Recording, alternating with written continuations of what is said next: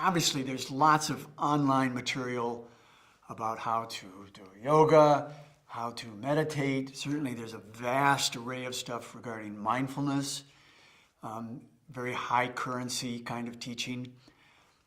But what I don't find is much that talks about the physicality of Zen meditation.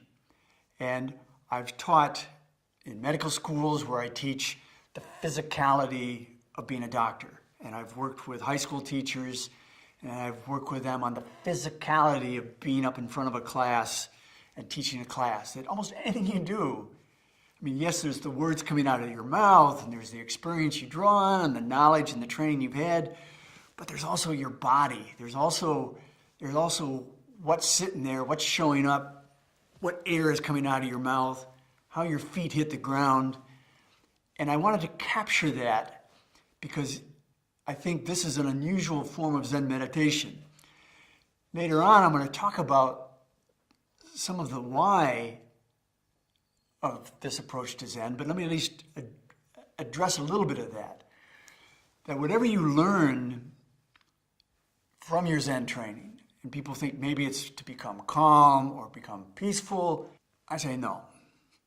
It's about your ability to take care of other people. So we could have a long discussion, what we want to have now, about compassion. What is the nature of compassion?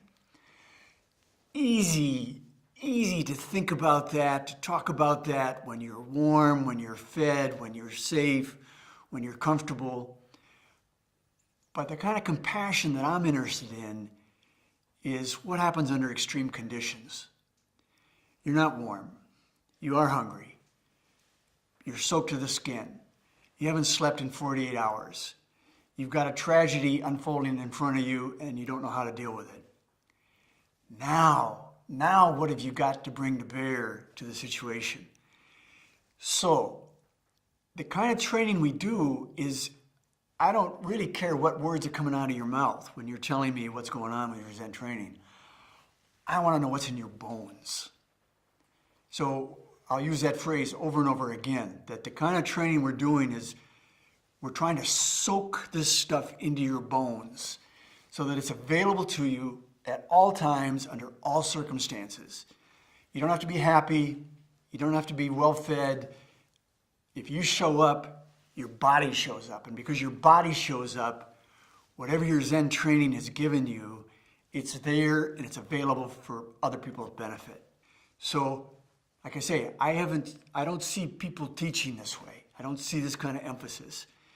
And I'm just going to put it out there and see who says, you know what, that makes sense. It's not something I can just read in a book. It's not just something where I can sit down and hear a speech. It's like if I'm going to do this, if I want to be effective in the world, if I want to bring compassion, if I want to take care of people, yeah, I gotta get this into my bones so that it's available at all times, under all circumstances. Win or lose, that's why I'm doing this.